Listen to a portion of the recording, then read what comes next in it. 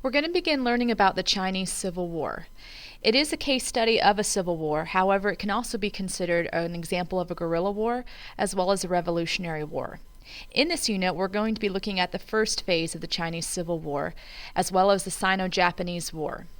These years would be 1927 to 37 for Phase 1 of the Civil War, and then 1937 to 1945, which is when the Sino-Japanese War broke out as a part of the Second World War. If you look at the top of your screen, you can see some potential essay questions that you might find on paper 2 about the Chinese Civil War. So you can see what types of issues that you would have to address, mostly relating to the causes, as well as the types of warfare that the Chinese War could be considered. The reason why the Chinese Civil War is important is because of the context in which it fits in. This Civil War's background lies in the same time period as the First World War, and it concluded during a very significant period of the second half of the 20th century, which was the Cold War. So a lot of the issues and things that were brought up during the Chinese Civil War relate to other aspects of other wars as well, and it kind of fits together like a puzzle. If you look at page 252 of your book at the timeline of events, you can see the progression of things leading up to Phase 1 of the Chinese Civil War, and you can see the 1918 end of World War I, which is when the Paris Peace Settlement was begun, which finished in 1919, and many events in China corresponded to what was happening with the First World War and the conclusion of it, leading into the decade of the 1920s. Let's take a look at the background of the Chinese Civil War, going back to the first part of the 1900s or early 20th century. China was in political chaos. There was a revolution that broke out in 1911, which saw the overthrow of the Manchu dynasty, which we'll discuss more in detail in a minute. But the result of that was exploitation of foreign powers, which continued to carve up China for their own interests, and set the stage for two main groups of people within the country that battled for control for who was going to be able to restore order and run the country in the direction that they wanted to, specifically the nationalists and the communists. The idea of foreign involvement is a key issue to understand with the Chinese Civil War because so much of the underlying tensions that led up to the war, as well as how the war was fought and then the repercussions of the war at the conclusion, involves foreign powers, specifically European countries such as Great Britain, but also the United States of America.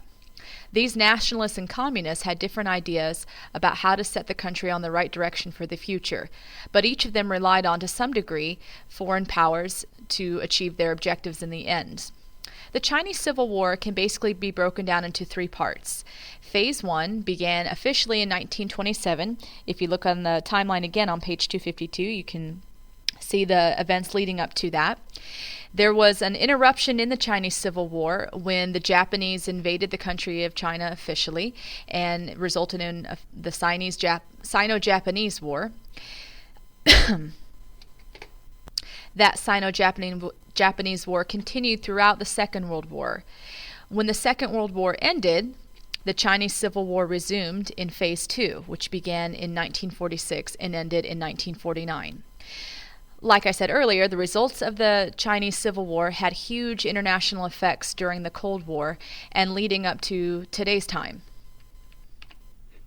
Let's take a look today at some of the long-term causes of the Chinese Civil War that can basically be broken down into socioeconomic, political, and the overthrow of the Manchu dynasty.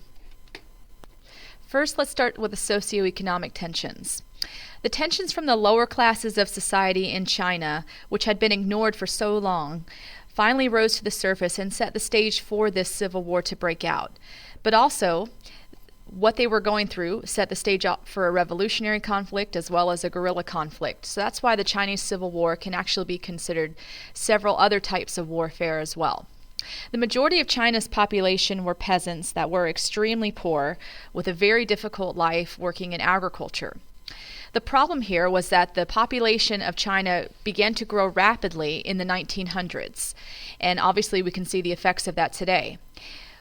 The rapid population growth combined with slower agricultural production and methods that had been used for centuries led to severe famines across the countryside of China. As a result, many of these peasants began to migrate into urban areas for hopes of employment. But with so many moving in at once to urban communities, there was high unemployment and poverty because there just simply weren't enough jobs for everybody to take. The unemployment was also caused by the idea of new technology from the Industrial Revolution and the fact that many Western imports were beginning to arrive in China from the factories in countries like Great Britain and the United States. So with peasants facing severe hardships and starvation from the countryside and then not receiving jobs in the urban areas, their frustrations was bound to come to the surface and explode at some point. Now let's take a look at the political instability in China as a long-term cause of the Chinese Civil War. We've already mentioned the idea of foreign involvement, specifically European and the United States you could throw in there. The impact of this foreign involvement in the country of China during the 19th century resulted in a great deal of humiliation for the Chinese people, exploitation of their resources and manpower, and basically a destabilization of the ruling class of China, which was the Manchu dynasty at the time. This overbearing foreign involvement and imperialism can be traced back to the Opium Wars, which were two different conflicts, one from 1839 to 1842 and the second from 1856 to 1860. These Opium Wars are also known as the Anglo-Chinese Wars, and it was basically over disputes involving trade and diplomatic relations between China and Great Britain. With the defeat of China during these Opium Wars, the Empire of China was then carved up into spheres of influence.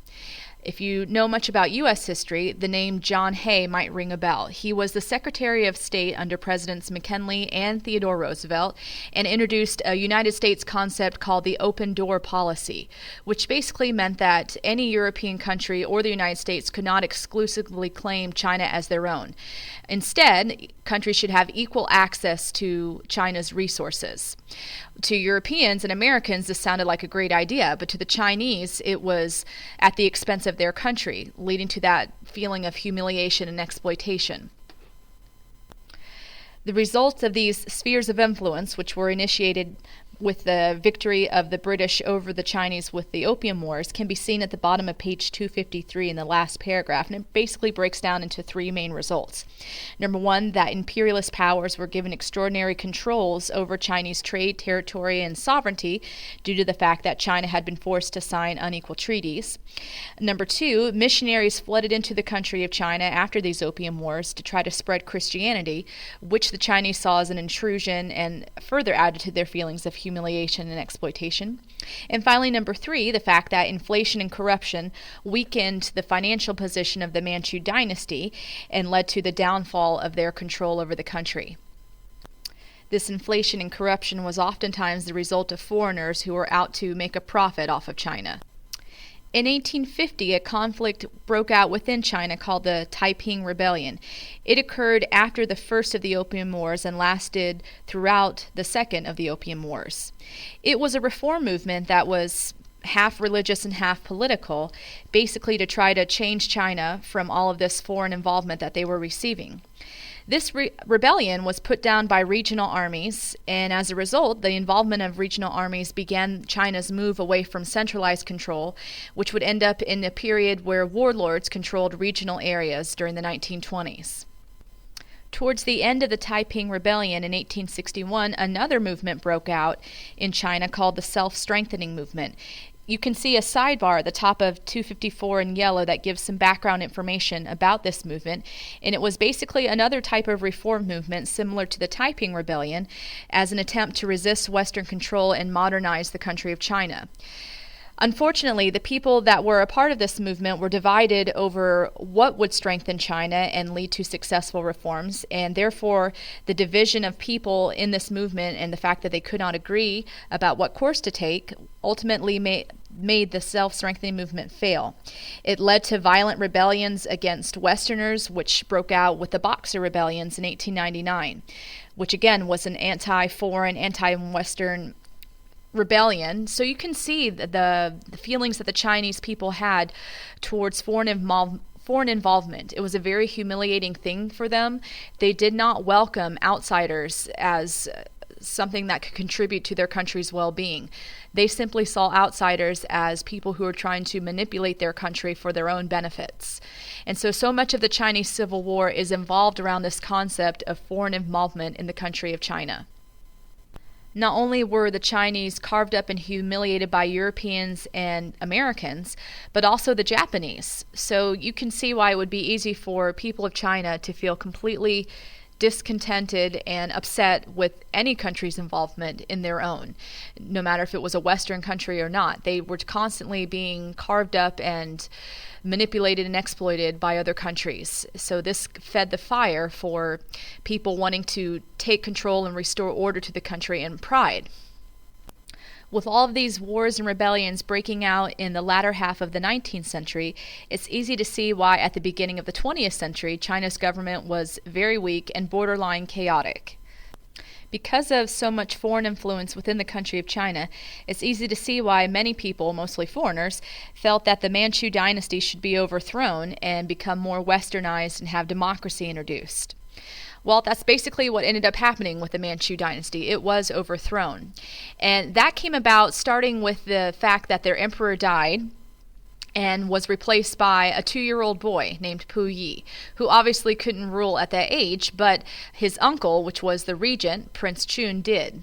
Some of this Prince Chun's decisions were very bad for the country of China and for the success of the Manchu dynasty. It led to the ultimate failure of the Manchu dynasty. He was not capable of conducting any type of successful reform, and he made some pretty bad decisions. If you look on page 254, he dismissed a very popular general, Jiang Jieshi, and humiliated him.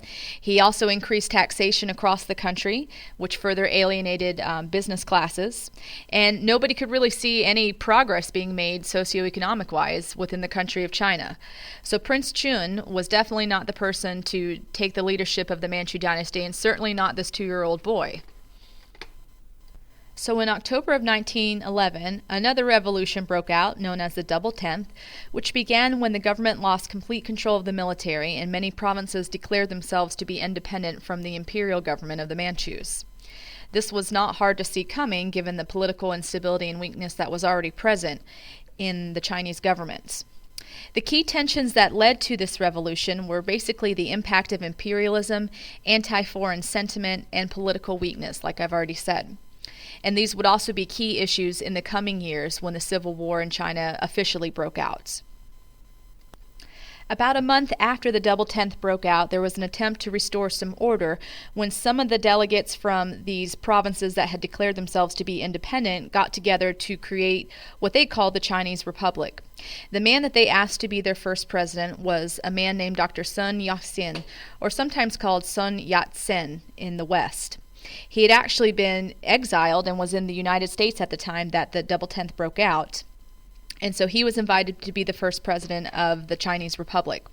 However, the imperial government that was trying to hang on, the Manchus, tried to stop this from happening by using a general from the Northern Army, a man by the name of Yuan Shikai, to stop what these independent provinces were doing with creating this Chinese Republic. Unfortunately for the Manchus, Yuan Shikai double-crossed them. He ended up making a deal with Sun Yat-sen. This deal you can see right here was made in February of 1912 between Sun Yat-sen and this Northern Army General Yuan Shikai. And the deal was that Shikai would be president and the Manchu dynasty was to come to an end. Now remember, Shikai was the person that the Imperial Manchus tried to get to stop this rebellion, so he definitely went behind their back. When this deal was made, on February 12th, when it became known, Pu Yi, who at that time was a little older now, abdicated, and obviously the Manchu dynasty was no more. However, even though the Manchu dynasty was now overthrown, this Double Tenth revolution was incomplete.